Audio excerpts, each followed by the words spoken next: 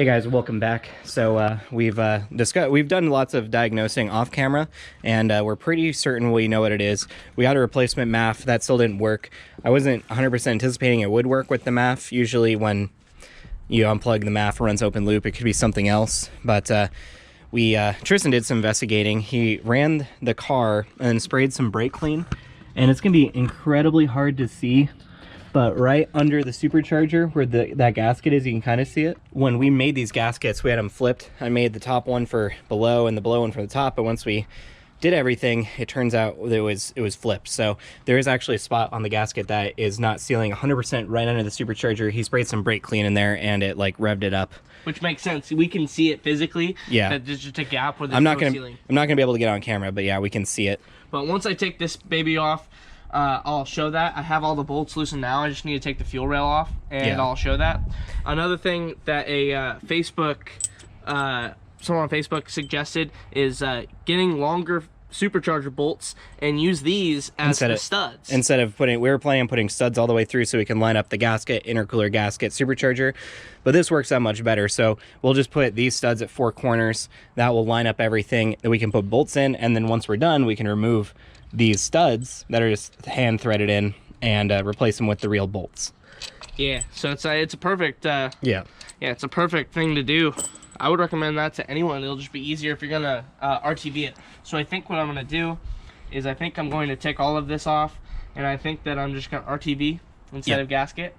A smaller layer. Small, yeah, like a bead, a very small bead. We usually glob that stuff on there, but literally my intercooler right here, not on the mating surface really, where it mates to the supercharger, is a little bent from a pry bar. Yeah. And I want to totally avoid that. Someone told me to pry it over here by the alternator under it so that doesn't happen again. Yeah. But we'll see. And also I didn't know that brake clean breaks down RTV, so that will be one way of getting it off. And then one other thing, we did remove the water pump and we totally replaced the gasket and sealed it. It's not leaking anymore. Yeah, I RTV'd the entire sealing surface, so yep, it is not. So Tristan is just going to quickly do this. We're probably not going to show much. Yeah, he's going to tear it down, get the new RTV gasket on, and then put it back together, and then we should be good to fire it up. Yep. Cool. Oh, one thing that we didn't show you is that while running it without the MAF for about 2-3 minutes, the headers, at least in the front, got cherry red. Yeah, so as warm. Red as these cables. We'll show you a picture in the edit, and not good. So we're hoping that that is just from the running, you know, badly from the MAF. It could be that the injector's not running, so it's running lean and getting really hot. It could be that and it is putting it in, it's not combusting fully, and fuel's getting in the exhaust, then combusting in the exhaust, heating it up. It could be a blockage in the exhaust, or it could be a combination of the things where it's running, you know, with a vacuum leak and, you know, not perfectly tuned. So there's a lot of, it wasn't doing that before. So, and we didn't touch anything with the exhaust. So I don't think it's anything blocking it. I think it has something to do with like the spark or the injector. I hope that it's just the vac leak, but that'll take further investigation. Yep. So Tristan can get to work, and we'll be back. All right, it's been a couple minutes. Tore everything off, and this is exactly what we're talking about. This gap right here is right where this is. So this was actually never sealing, and is just letting air through. So now I'm gonna spend a couple more minutes and get this damn gasket off. Tear these apart. We put a little bit of RTV under this, so gonna need a razor blade to get this completely off. And then we're going back to RTV, and yeah, this will come off real easy too. But yeah, we're going back to RTV. We're gonna be using the right stuff. The right stuff. The right stuff. Apparently this stuff, it 90 minutes and it's fully set, or at least enough for you, if you're gonna put it on your vehicle, to be able to leave in 90 minutes. So from 90 minutes from now, we'll be able to start it, I guess. I mean, we've started things. We've not waited that long before. It's fine. It's okay. It'll suck the RTV in and then produce a better seal. So it's fine. But I'm gonna make progress. There's really nothing I can show you. See, the thing that I hate, makes me hate life, as soon as I get these off, once they're RTV'd is getting a razor and getting this. I mean, this isn't bad at all because, I mean, we only used dabs, little small dabs of the RTV, and that's why the gasket's sticking in some of these places. But the whole thing would be covered. And so to prevent that, to prevent it from sticking like a lot, because getting it off is another problem we have, which is why we wanted to use gaskets. I'm going to use a very light bead of RTV this time, and hopefully that works. But yeah, enough talking. I'll get back to work and come back and show you some progress. Woo! See, when a guy needs a razor, you just come in here into Isaiah's toolbox, and you know, he's got a bunch of used ones that I think he uses on his legs, so you know they're still sharp. So we're going to get one, and that's what we're going to use to get the RTV and gasket off. You know, always use a trusty Isaiah used razor. They're nearly new. As you can see, they cut through this stuff like butter. And that's how we do it in jury rig. Just a little behind the scenes for you. Hey guys, I got everything put back together. Davis came out on his lunch break and he helped me finalize stuff, and he actually ended up helping me put the supercharger on. So with the studs, the only problem I had is this alternator connection was getting in the way. So what we had to do is we just had to put 2 studs on the far end, and then put the intercooler through that, and then once it was on those 2 studs, lower it down just a little bit, put like this one in, and at that angle it was able to be placed on top, or it was able to fit through there. And there we go, we got it fit, and those studs freaking worked amazing. I'm gonna have to personally thank the guy on Facebook that recommended me do exactly that, because that is the only way I want to do this now. These studs made everything so freaking easy, and I loved it. And there's no slipping and sliding when you lower it down on the RTV, because it will slip and slide, and it will not be as accurate as what you place down. So for that, I freaking love that guy. And what the hell was that? But yeah, so we've got everything put back together, got everything bolted down. I think I just need to make sure these the fuel injector nuts that tighten the fuel rail down are actually tight. And then while I'm letting the RTV set, I got my trans cooler lines cut. See how they're routed? I really don't like this, so I'm gonna go up and over the frame and probably come out right here, and then go right back to here, and that's how it will happen. And I was wanting to completely replace these lines, and I might do this later, but not now. I'm probably gonna trim these hose clamps down because they cut me. They cut my face earlier, but also when they're, you know, tucked through there, I shouldn't be able to you know, scrape my face across it. And so it should be a non-issue, but I think that I'm going to do something to wrap these up. But these things will never leak. We RTV'd this and hose clamped it, and but I'll just want to replace it later in life when it's just to make it look a little bit more clean. So what I'm using is I'm using these 3/8 fittings got at the hardware store, and I'm going to try and use these fuel injection hose clamps for your fuel lines. So these are a lot better than normal hose clamps, so I'm going to try that, because Vince has actually had problems with his transmission lines blowing off at the hose clamp, and so that's why we RTV'd this, just to like be safe. And well, I mean, you literally just can never get those apart again, so it's like a hard line. So we only did that to shorten, or to make the hoses longer. And if I really wanted to change this whole setup up, then I would, and make this one line, you know, which I want to do later. I would have to replace this, which means I'd have to unmount my trans cooler and snake it through, and snake it back through once it's done, and that would be a huge problem. It's not fun. It's also not in the best place, but it is right there. zip tied and everything. Eventually I'm gonna put black zip ties on it, but that's pretty much like the only place I can really think to put it. This I hate how little air my Bonneville gets from the front, you know, just the 2 nostrils, so there's really no space for the intercooler besides right through here. But you got this line in the way, which is the intercooler line. So I really want to make some kind of air dam that'll come to here, but I really don't know what to do about that or how to really mount it. But as you can see, this bottom portion really scrapes on curbs, and even it comes up to here sometimes. And so if I had a little piece that came out right here, I'd have to be very careful or end up just snapping it right off and possibly damaging my my aftercooler more than it already has been. And so that's not cool. Also, I can't really run my fog lights anymore, which I used to love having fog lights.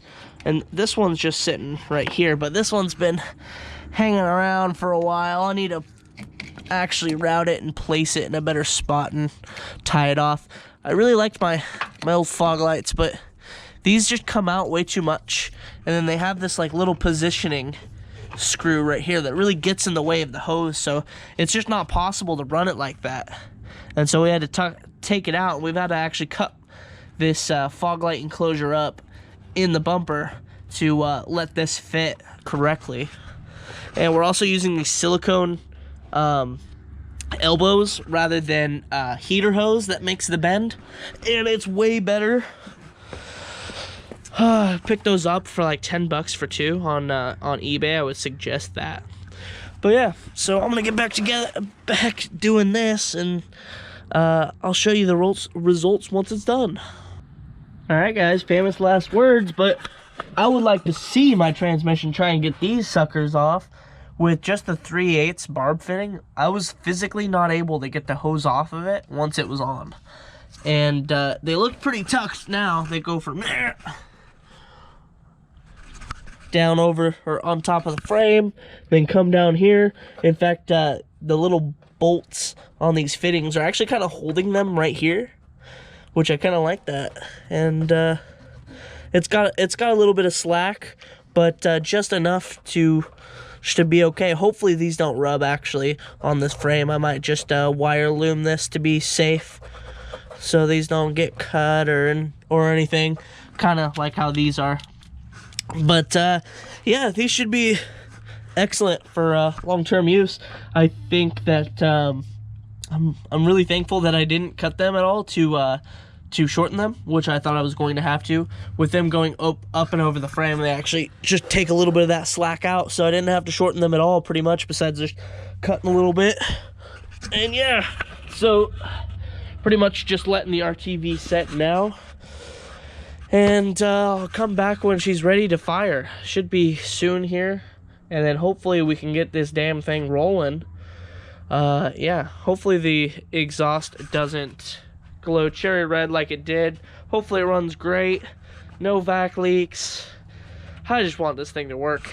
This thing has been trouble this whole time, but some of these problems, like that gasket, like this whole balancer shaft being misaligned, those were all problems that we caused ourselves. When I put it together, you know, the balancer shaft, I didn't even see the timing mark on it, so that was my fault. This gasket, that was our fault too. RTV is just what we ended up using, like I said, and that is just gonna be the way it is. All the guys who do much cooler shit than I'm doing are using RTV as well, so I'm not even gonna bother with the gaskets. I threw them out. They're just right there. One thing I will say is that this gasket that smelled like poo-poo, no joke at all, it ended up not even tearing when I went to pull it off with even RTV sticking it to the lower intake manifold, whereas this stuff, it literally just came in bits, and it's really, really shitty stuff. Wouldn't recommend. Though, wouldn't recommend those at all, because RTV. So, yep, enough talking. I'll come back to you when the car's firing, or when it doesn't. We'll see. So, what Isaiah's doing is I put the smallest pressure to try and tighten the nut onto the fuel rail stud, and it broke. Same as this one, this one right here, that was a previous thing. Davis and I tried to extract it actually just today, and the extractor broke in the bolt. That's cool. Some may say that I'm doing something wrong, but just end of 2020, well, I feel like I'm doing something right by giving Isaiah a job to do. And well, you know what? This is 2020 at its finest. So he's gonna pray to fucking God. Well, actually, that's my job. I'm gonna pray to God that he's able to get this thing out so I can put a bolt in here, because that would mean that my front injectors, my fuel rail, does not have anything bolting it down. That's not good. So hope to God that this will work. So long story short, extracting didn't work. So we made a handy dandy I came up with the idea wrist with, cutter. I came up with the idea for aluminum strip off of that with just some washers to space it. And man, this thing's on there now. Yeah, this right here on the fuel rail, it's got this little thing for the harness to clip in that I've never used because, well, why do you want anything to be neat, you know? And so this is jury rig at its finest. And well, we got a handy dandy wrist cutter 9000. Hell yeah. That Isaiah actually ground the edges a little bit, made it a little bit less sharp and wrist cutting. Here, wait, it doesn't reach that way. So yeah, great. That's what I want. Works so well. We couldn't extract the damn bolts. Literally, whenever in the future, who knows when, going to have to remove the lower intake manifold. When it blows up next. Yeah, to tap all Yeah. that crap. Yeah, we're gonna have to completely drill up. Yeah, the holes we're gonna have to drill and then tap them again because they're strip both of those. I mean, I don't know where the nut went, but I put barely any pressure on tightening that thing, and that's exactly what happened with the other one, except we had a tool on it. We had a power tool, which is a no-no. And yeah. So this Well, the power tool didn't strip it. adapt and overcome. Yeah. So that's what we're doing. Yeah, I mean, yeah, it's fine. Just bolt and spacer. Yeah. Holds it on real tight. Not what I wanted, but you know what? It's Better cus- than zip it's ties. custom Custom. now. This is Get rid of built. those washers off the top of the onion. This is built, not bought, guys. Yeah, this is the epitome of built not bought. You still got spray paint on your hands. I don't give a shit. Yep. So, it should probably be good to fire now with now how long we've waited, and now we have the fuel rail on there. Let's give it a. You want to give it a test? Yeah, let me get the spark pluggies. Yeah. Let me get the lightning hoses on. All right. So, do you want to give her the beans? Rev it at 8350. 20,000. 8350. This engine can do 10,000 RPM easy. All right. Everything's off there. Out of the way. Yeah, we're good. Just want to hear this thing run. I want it out of the driveway again. Oh yeah, batteries.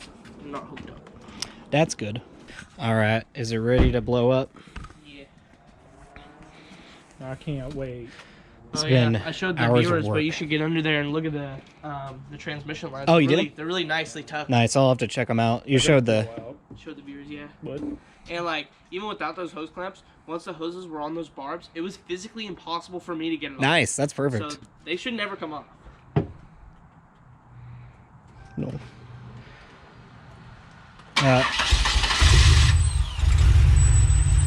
It's running. It's running normal too, somewhat. I mean, no back leak. That's a great noise. What the fuck is that? But at least it's like seemingly running okay. The fuck? Every time I give it just the smallest amount of idle, that hissing goes away. Yeah, it does. The exhaust isn't getting like incredibly hot yet. That's just straight up annoying. That could be a very small like air leak, I'm guessing. Here, let's get the vacuum tester on it. All right, guys, you hear the whine?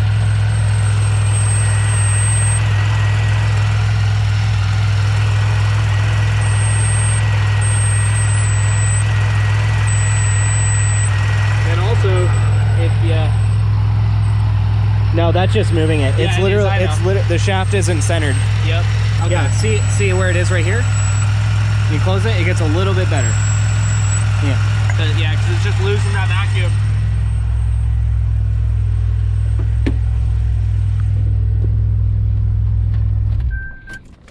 All right.